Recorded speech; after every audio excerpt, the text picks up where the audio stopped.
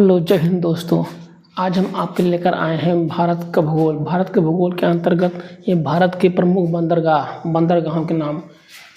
तो ये भारत के प्रमुख बंदरगाह, ये भारत के प्रमुख बंदरगाह के बारे में आपको बताएंगे। आखिर ये बंदरगाह होता क्या है? बंदरगाह तो जैसे आपका बस अड्डा होता है जहाँ पर बस रुकती हैं रोड पर, जहाँ आपका रेलवे स्टेशन होता है जहाँ पर ट्रेन रुकती है, आपका जो हवाई अड्डा होता है जहाँ पर जहाज़ रुकते हैं, ऐसे ही समुद्र का या नदी का वो किनारा जहाँ पर पानी वाले जहाज़ आते जाते हैं, जहाँ से उनका व्यापार होता है, उसे हम बंदरगाह कहते हैं। और ख़ास कर ये समुद्र के किनारे होता है क्योंकि वहाँ पर समुद्र में गहराई अधिक होती है। कहीं कहीं बड़ी बड़ी नदियों में भी होता है, नदी समुद्र दोनों में होता है, लेकिन नदियों में इसके लिए पानी अधिक चाहिए तभी बड़े बड़े जहाज़ आ सकते हैं। तो किसी भी देश का वो तटीय इलाका जो समुद्र से सटा हो और जहाज़ से, पानी वाले जहाज़ से उसका व्यापार होता हो, आते आते हैं, उसे हम बंदरगाह कहते हैं। ठीक, जहाँ से इस देश का व्यापार होता आता है उसे हम बंदरगाह कहते हैं। जैसे ये भारत का, ये देखिए, ये समुद्री तट है। ठीक, ये बंगाल खाड़ी, ये अरब सागर और नीचे हिंद महासागर, हिंद महासागर का ही पूरा पार्ट है। अब देखिए इसके जो किनारे किनारे हैं ये यहाँ बंदरगाह हैं। ठीक है, तो समुद्र का वो तट जहाँ से पानी वाले जहाज़ से व्यापार होता है उसे हम बंदरगाह कहते हैं। ठीक, वैसे ही जैसे बस अड्डा होता है, रेलवे स्टेशन होता है, हवाई अड्डा होता है, ठीक, तो वैसे ये बंदरगाह होता है। अब हम भारत की बात कर रहे हैं तो भारत उन चुनिंदा देशों में है जहाँ पर विश्व के सभी देशों से उसका व्यापार होता है, और इसीलिए क्या होता है कि उसके पास बंदरगाह अधिक हैं क्योंकि भारत की जो तटीय रेखा है ये 7516 किलोमीटर की है, जो कि काफ़ी बड़ा है, और इस तरह से इसके पास बंदरगाह भी बहुत हैं। और भारत विश्व का 7वां बड़ा देश है, इसलिए इसका व्यापार भी और एक शांति प्रिय देश भी है और इसके सभी देशों से बनती है, और इसीलिए इसका व्यापार भी बहुत बड़ा है। देखा जाए, अगर भारत का व्यापार देखा जाए तो लगभग सभी देशों से हैं, और भारत विशाल देश होने के नाते यहाँ पर लगभग सब कुछ होता है। खाली थोड़ा पेट्रोलियम वगैरह नहीं होता है, वो हम मंगाते हैं बाहर से। देखिए, यहाँ पर व्यापार में जानने के पहले जो चीज़ें जानना होगा आवश्यक, निर्यात और आयात। निर्यात किसे कहते हैं, आयात किसे कहते हैं? निर्यात मतलब होता है जब हम कोई चीज़ भेजते हैं, ठीक है, जब हम कोई चीज़ किसी भी देश को हम भेजते हैं, निर्यात। ठीक है, निर्यात जब हम कोई चीज़ किसी देश को भेजते हैं, ठीक है, उसे कहते हैं निर्यात। ठीक है, हमने भेज दिया, मतलब इसे अंग्रेजी में कहते हैं एक्सपोर्ट, कहते हैं एक्सपोर्ट। ठीक है, और हम जब कोई चीज़ मंगाते कब हैं? जब वो चीज़ हमारे पास कम होती है। ठीक है, तो इसे कहते हैं इम्पोर्ट। ठीक, जब हम भेजते हैं तो एक्सपोर्ट, एक्स मतलब बाहरी, तो बाहर एक्सपोर्ट, और जब हम मंगाते हैं तो इसे कहते हैं इंपोर्ट कहते हैं। और यही आयात निर्यात हम अपने बंदरगाहों के माध्यम से करते हैं, किसी दूसरे देश के माध्यम से। ठीक है, तो जब हम कोई सामान किसी देश को भेजते हैं उसे निर्यात कहते हैं, और जब मंगाते हैं उसको हम आयात कहते हैं। यही सब चीज़ों का व्यापार हमारे इस बंदरगाहों से होता है। तो भारत एक विशाल देश है, तो देखा जाए तो यहाँ पर भारत में 13 बड़े बंदरगाह हैं, 13 बड़े बंदरगाह हैं, और लगभग 200 बंदरगाह छोटे छोटे हैं। लेकिन हम यहाँ पर बड़े बंदरगाहों की बात कर रहे हैं जो पूरी तरह से 13 में से 12 जो पूरी तरह से सरकारी हैं, उसमें से एक जो है सरकार का उसके पूरी तरह स्वामित्व नहीं है। तो आइए हम बात करते हैं भारत के ये 13 बंदरगाह के बारे में जो भारत के बड़े बड़े बंदरगाह हैं।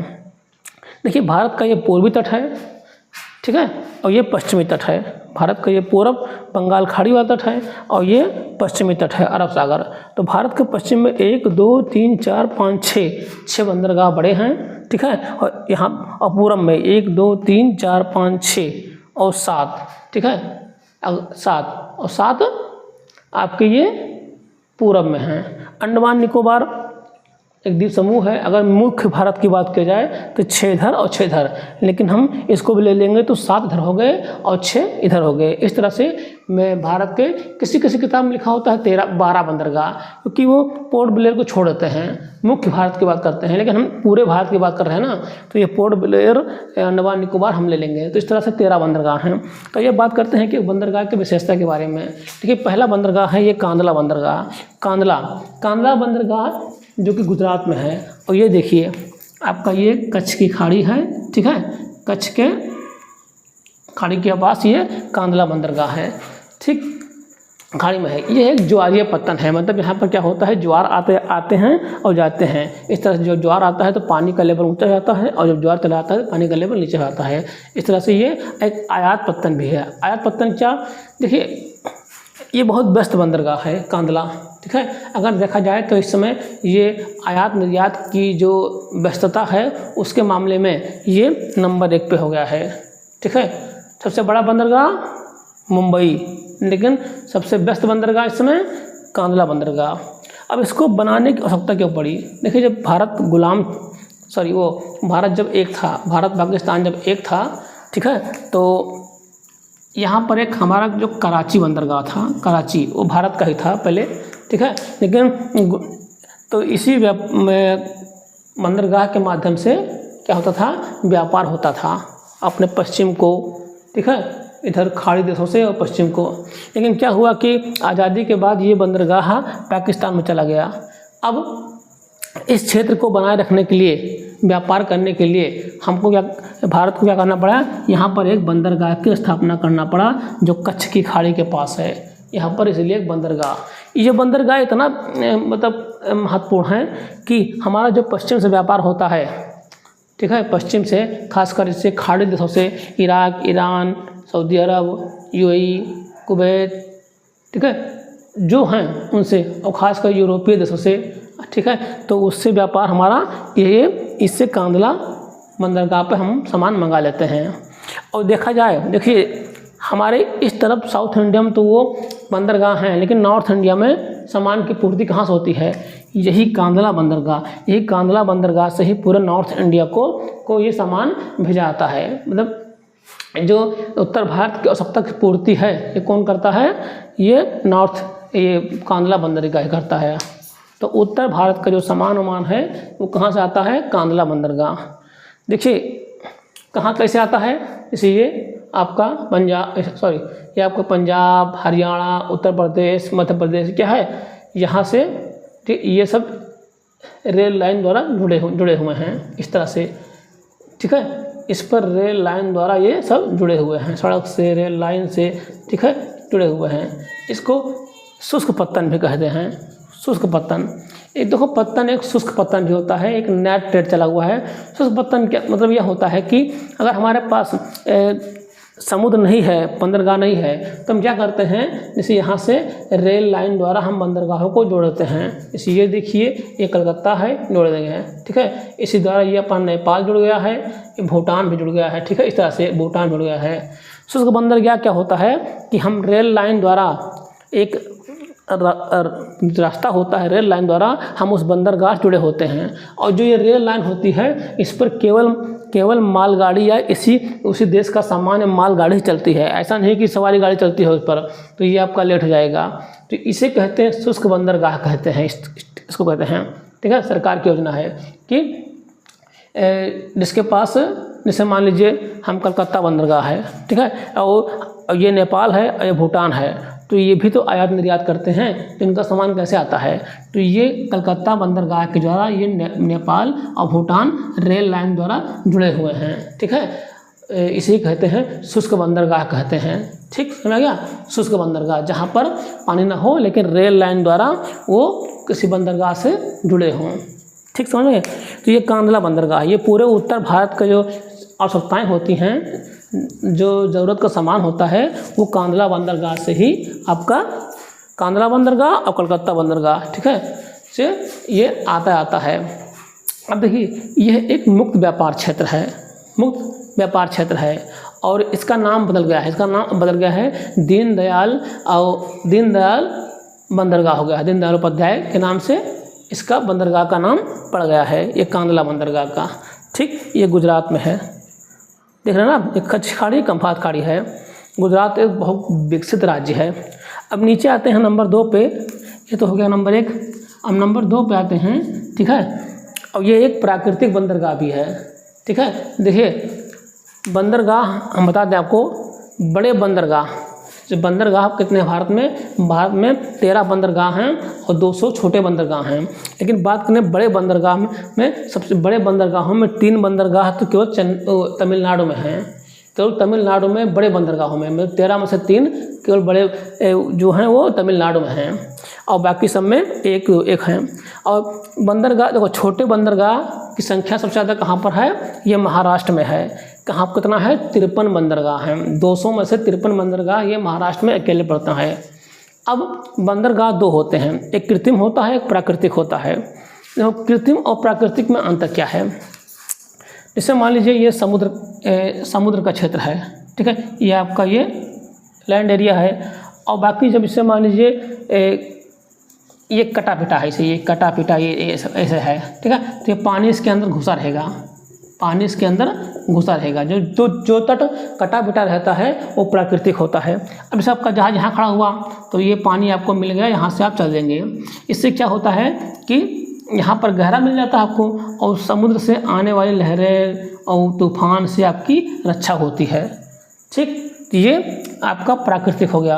और जहाँ पर ये कटा फटा नहीं है, सीधा है, तो उसको हम उसके लिए हमें व्यवस्था करनी पड़ती है। डेक बनाना पड़ता है, आगे कुछ अवरोध बनाना पड़ता है, पोर्ट बनाना पड़ता है, ठीक है। इससे क्या होता है कि गहराई यहाँ पर मतलब थोड़ा तट से अंदर जाना पड़ता है, उसको कृत्रिम रूप से बनाना पड़ता है। तो यहाँ पर आपके जो है क्रेन जो लगी होती है, लाते हैं, ठीक है, आपको बनाना पड़ता है, मतलब उसका निर्माण करना पड़ता है। और ये जो कटा फटा होता है तट, उसका क्या होता है, वहाँ पर प्राकृतिक बंदरगाह अपने आप बना होता है, ठीक है। तो प्राकृतिक होता है, एक कृत्रिम बंदरगाह होता है। तो इस तरह से,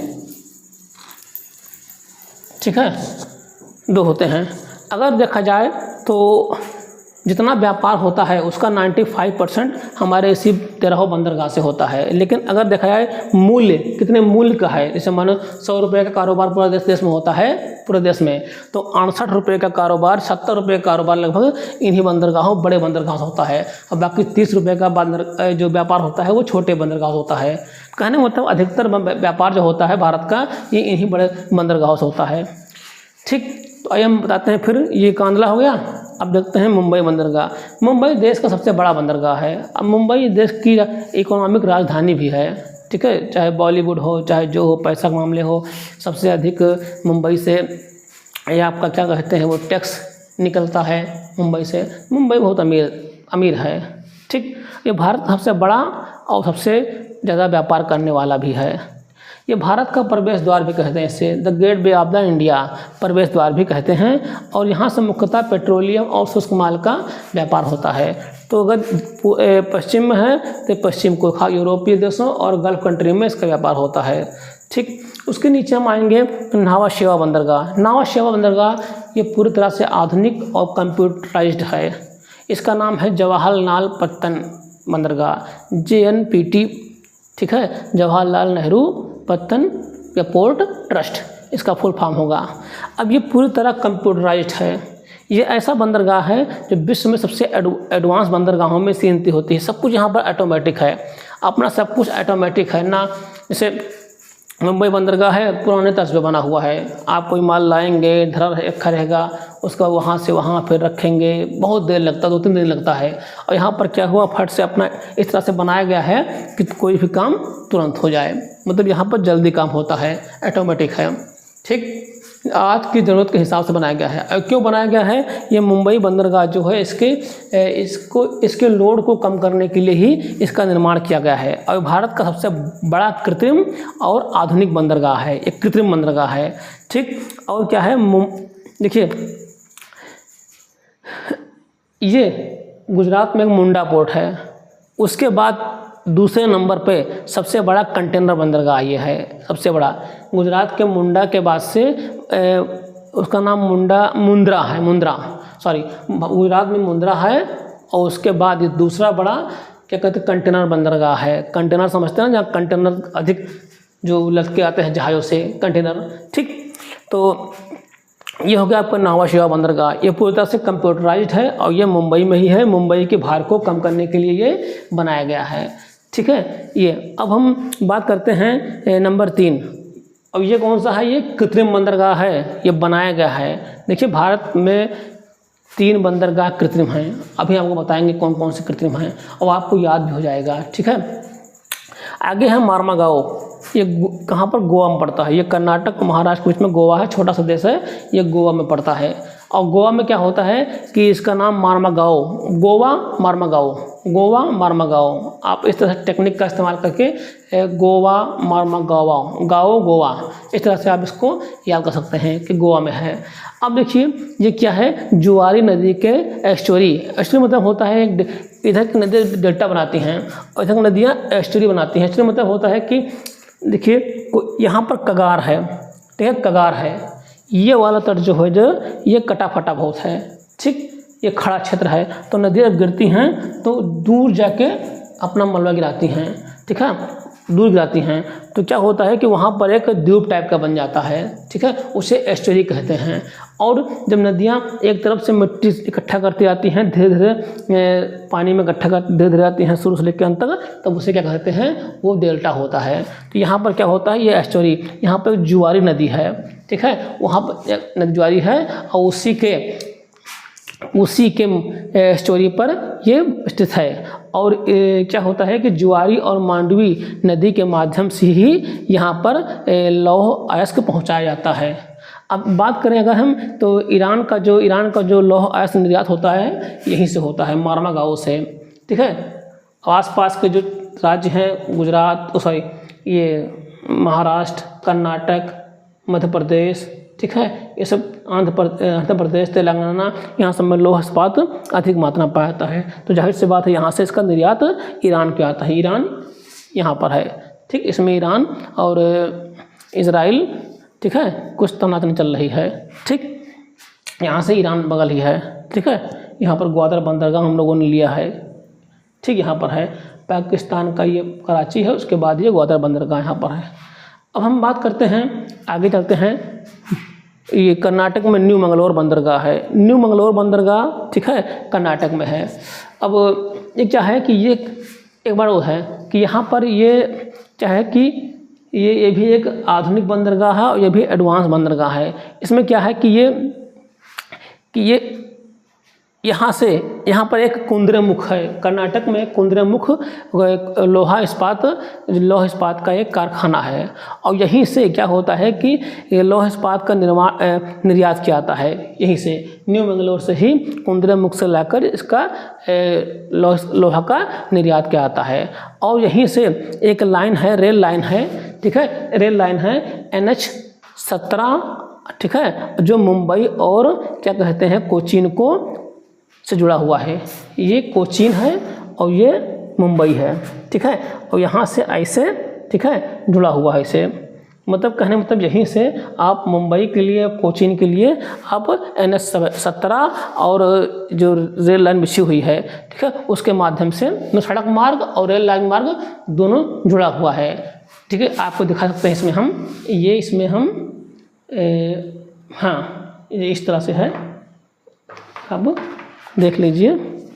ये यहाँ से इस तरह से ये जुड़ा हुआ है, इस तरह से, ठीक, रेल लाइन और एक सड़क मार्ग जुड़ा हुआ है। तो यहाँ से हम कहीं भी आ जा सकते हैं। तो इस तरह से ये भी एक कर्नाटक का एक मुख्य बंदरगाह है।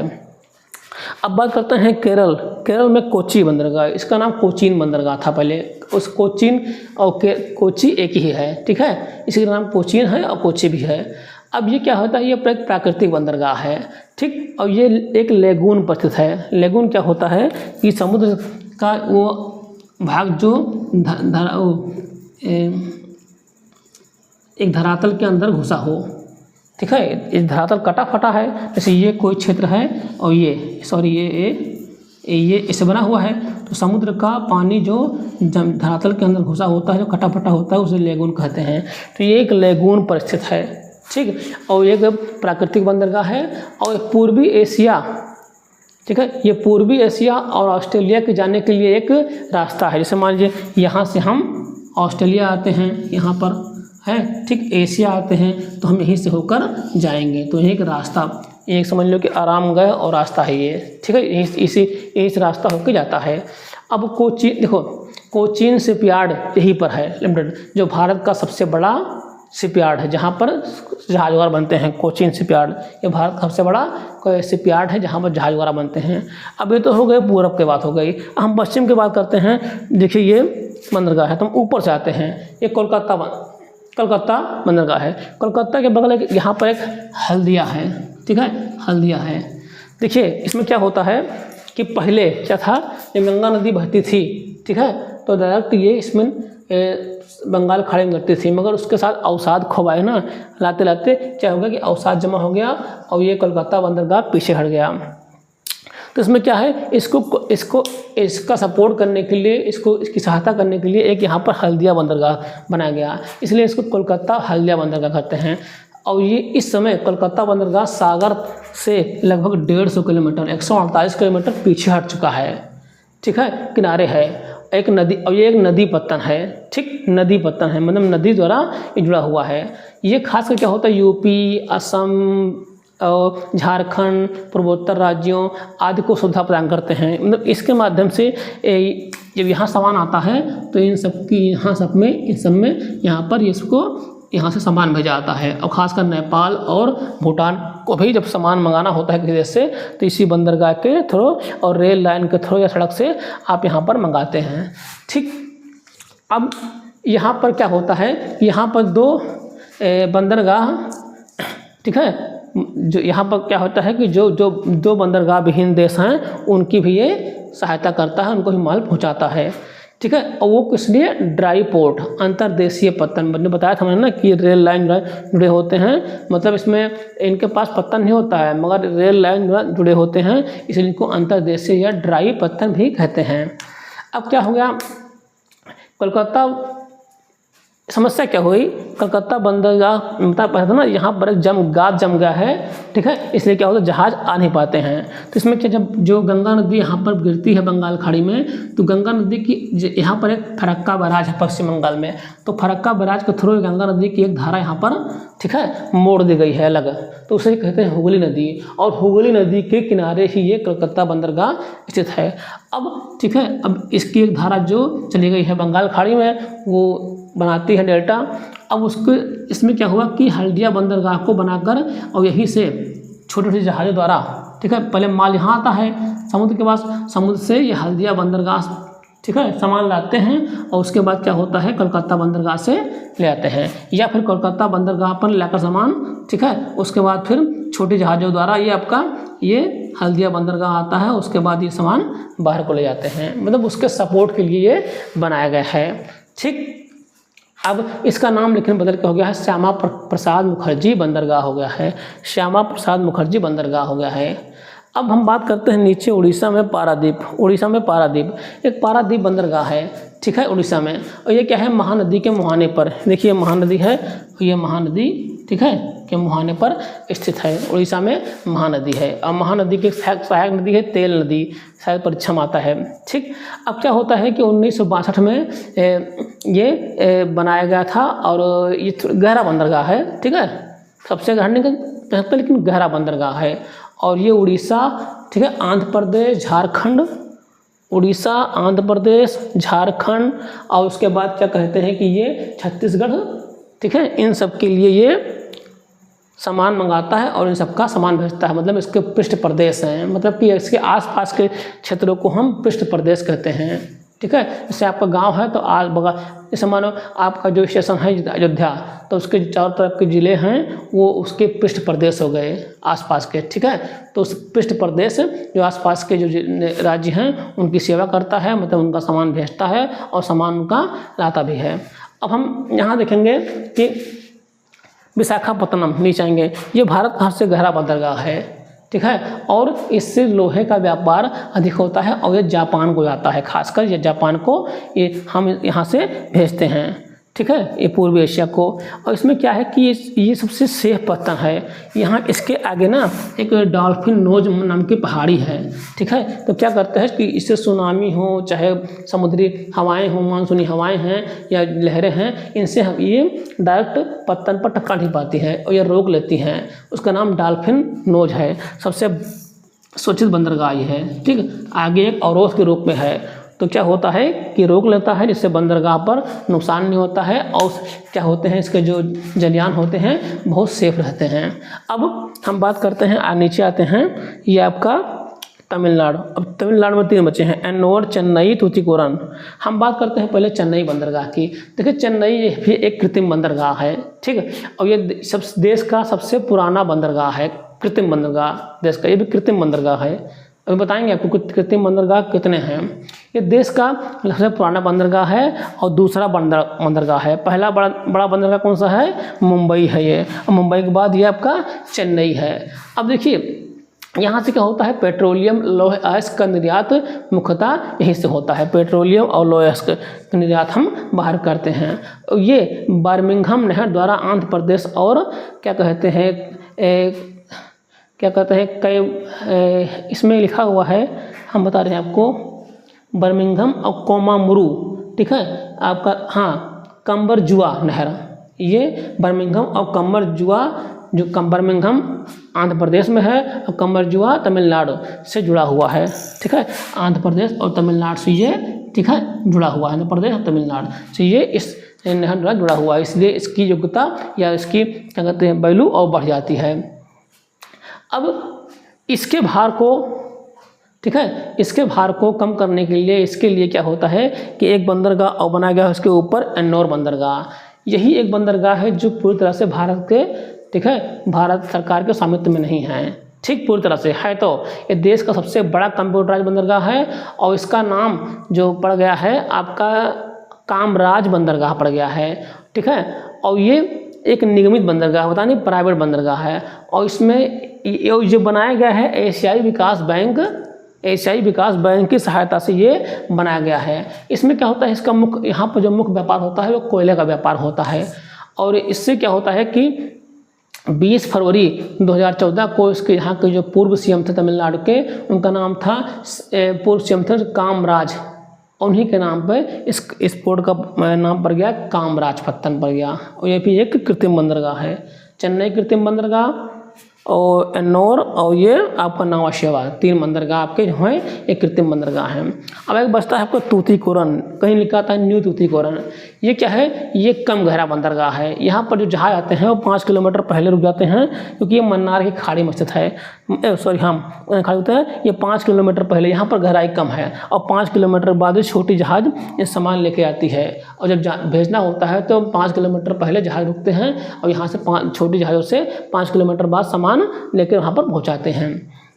अब क्या है कि इसे बीडी, ठीक है, इसे बीडी चिदम्बरम बंदरगाह भी कहते हैं, बीडी चिदम्बरम बंदरगाह भी कहते हैं। और यह मन्नार खाड़ी में है, ठीक। और इसे मत्स्य पत्तन भी कहते हैं, मछली का व्यापार भी अधिक होता है, ठीक। तो ये है आपके, एक और है ये आपका अंडमान निकोबार में राजधानी पोर्ट ब्लेयर है और वहाँ पर ये पोर्ट ब्लेयर बंदरगाह है, ठीक।